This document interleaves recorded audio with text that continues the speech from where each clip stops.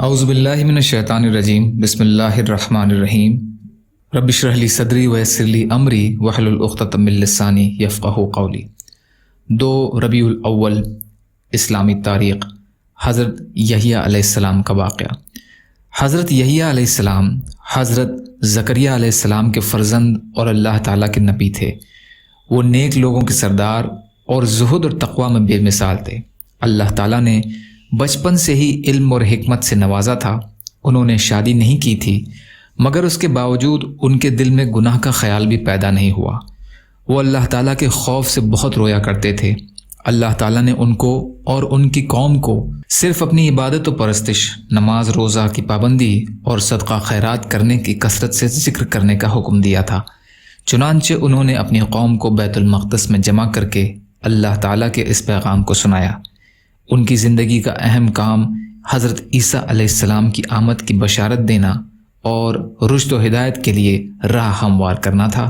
جب انہوں نے دعوت اور تبلیغ کا کام شروع کیا اور اپنے بعد عیسیٰ علیہ السلام کے آنے کی خوشخبری سنائی تو ان کی بڑھتی ہوئی مقبولیت یہودی قوم کو برداشت نہ ہوئی اور حجت بازی کر کے اس عظیم پیغمبر کو شہید کر ڈالا اور اپنے ہی ہاتھوں اپنی دنیا اور آخرت کو برباد کر لیا۔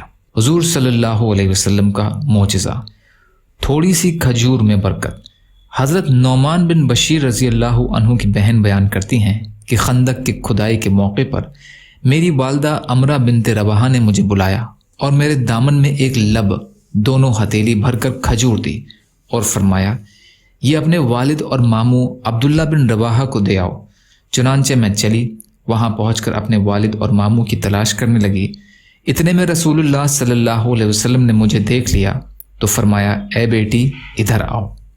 میں آپ صلی اللہ علیہ وسلم کے پاس پہنچی تو آپ صلی اللہ علیہ وسلم نے پوچھا، یہ کیا ہے؟ میں نے کہا، یہ تھوڑی سی کھجور ہے، میری والدہ نے میرے والد اور میرے ماموں کے واسطے بھیجی ہے۔ تو حضور صلی اللہ علیہ وسلم نے فرمایا، میرے پاس لاؤ۔ میں نے ساری کھجور حضور صلی اللہ علیہ وسلم کی ہتھیلی مبارک میں رکھ دی اور پھر ایک کپڑا بچھا کر اس پر بکھیر دی اور ایک آدمی کو فرمایا کہ آواز لگاؤ۔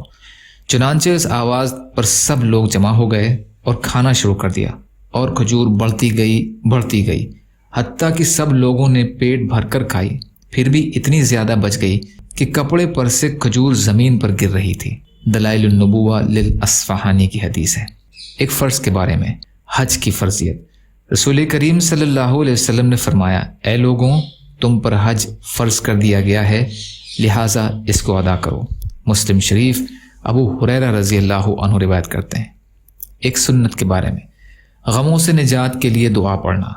رسول اللہ صلی اللہ علیہ وسلم کو جب کوئی رنج و غم پیش آتا تو آپ صلی اللہ علیہ وسلم یہ دعا فرماتے، یا حی یا قیوم برحمتک استغیث، یا حی یا قیوم برحمتک استغیث۔ اے وہ ذات جو زندہ اور جاوید ہے اور تمام چیزوں کا تھامنے والا ہے، میں تیری رحمت کی امید کے ساتھ تجھی سے فریاد کرتا ہوں۔ ترمذی کی حدیث ہے، انس رضی اللہ عنہ راوی ہیں۔ ایک اہم عمل کی فضیلت، تہجد پڑھنا۔ رسول اللہ صلی اللہ علیہ وسلم نے فرمایا، جب کوئی آدمی رات کو اپنی بیوی کو بیدار کرتا ہے اور اگر اس پر نیند کا غلبہ ہو تو اس کے چہرے پر پانی چھڑک کر اٹھاتا ہے اور پھر دونوں اپنے گھر میں کھڑے ہو کر رات کا کچھ حصہ اللہ کی یاد میں گزارتے ہیں تو ان دونوں کی مغفرت کر دی جاتی ہے۔ طبرانی کی حدیث ہے، ابو مالک رضی اللہ عنہ روایت کرتے ہیں۔ ایک گناہ کے بارے میں، زمین میں فساد پھیلانا۔ قرآن میں اللہ تعالیٰ فرماتے ہیں، بے شک وہ لوگ جو اللہ سے پکا عہد کرنے کے بعد توڑ ڈالتے ہیں اور ان رشتے ناتوں کو بھی توڑ ڈالتے ہیں جن کو اللہ نے جوڑے رکھنے کا حکم دیا ہے اور زمین میں فساد پھیلاتے پھرتے ہیں، تو ایسے لوگ بڑے خسارے والے ہیں۔ سورہ بقرہ کی آیت کا ترجمہ۔ آخرت کے بارے میں، جنتی کا تاج۔ رسول اللہ صلی اللہ علیہ وسلم نے فرمایا، اہل جنت کے سر پر ایسے تاج ہوں گے جن کا ادنا سے ادنا موتی بھی مشرق اور مغرب کے درمیان کی چیزوں کو روشن کر دے گا۔ ترمذی کی حدیث ہے، ابو سعید خدری رضی اللہ عنہ روایت کرتے ہیں۔ طب نبوی سے علاج، کلونجی یعنی شونیز میں ہر بیماری سے شفا۔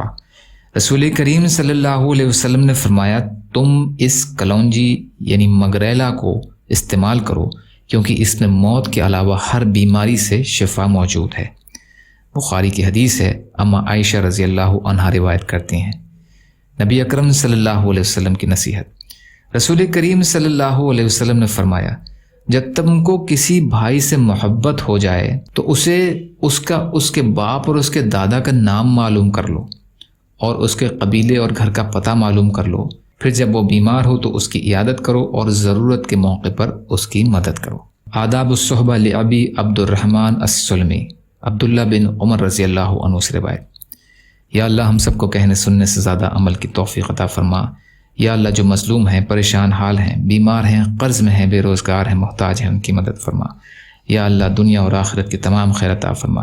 یا اللہ جو مانگا وہ بھی عطا کر دیجئے، جو بھول گئے ہوں اپنے فضل کرم سے عطا فرمائیے، برحمتک یا ارحم الراحمین۔ لا الہ الا اللہ محمد رسول اللہ۔ السلام علیکم۔